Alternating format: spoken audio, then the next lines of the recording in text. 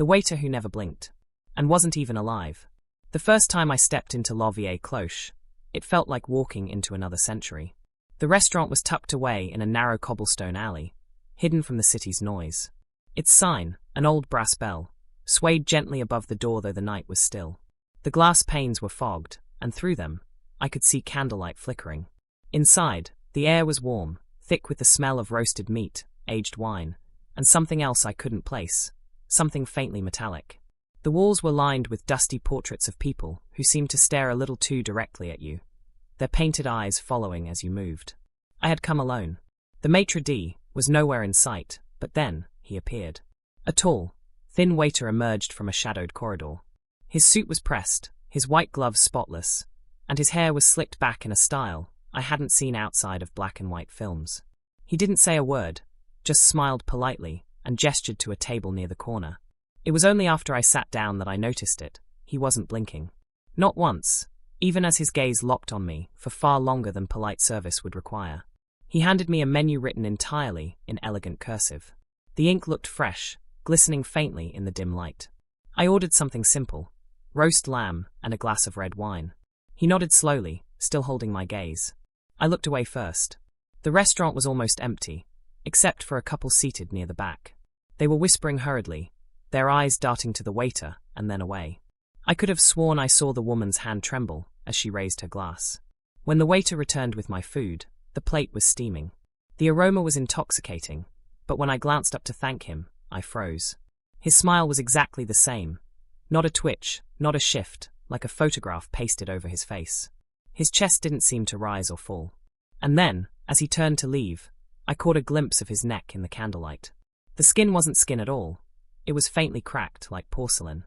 I told myself it was just nerves, that I'd imagined the way his pupils didn't react to the light. But when the waiter stepped closer, the smile on his face didn't shift, not even a fraction. It was as if his mouth had been carved that way. His voice was low, calm, and too perfect. "Will you be dining alone tonight?" I swallowed hard. "Why, yes." "Excellent." He didn't write anything down. He just stood there, watching me. Not looking at me, watching. When he finally left, I realized something else. His footsteps made no sound. I glanced toward the kitchen, but the swinging doors were still. No clatter of plates, no sizzling pans, only the faint hum of the ceiling fan. And then, I saw the other tables. Every one of them had people sitting there, dressed in outdated clothes. Clothes that looked like they belonged to a different decade. They were perfectly still. Not eating. Not talking. Just staring straight ahead. When I blinked, they were gone. The waiter returned with a glass of water, setting it in front of me without looking at the glass. Or me. His smile never wavered. "You've been here before." My heart stuttered. "No, I haven't."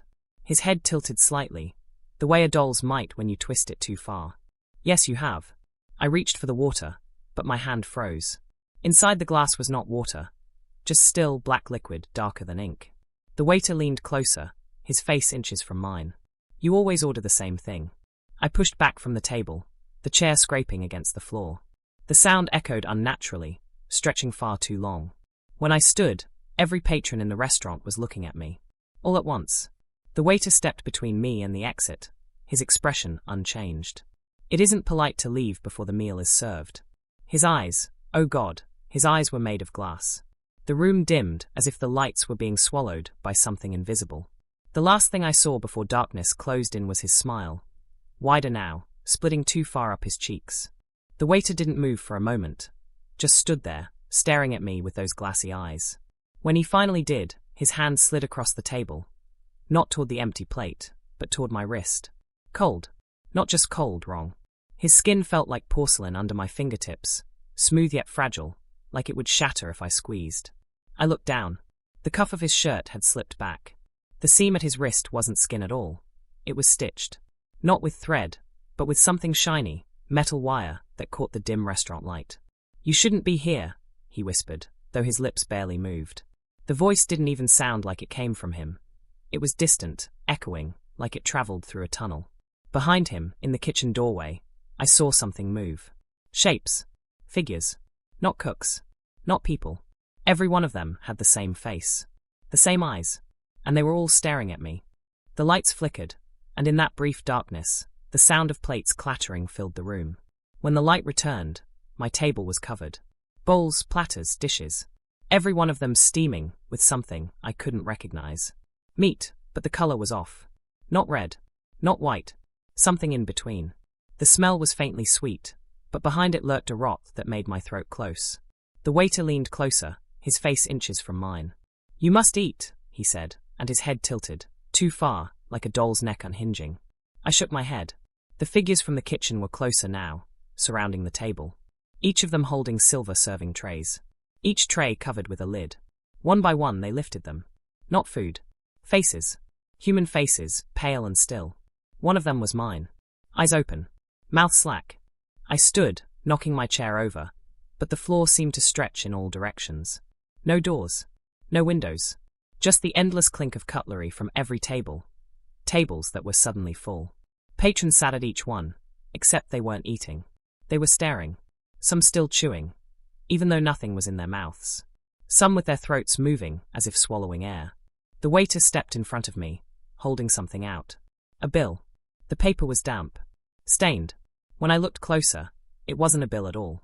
It was a death certificate. My name. Tonight's date. Payment due, he said. The other waiters were right behind him now. Dozens of them.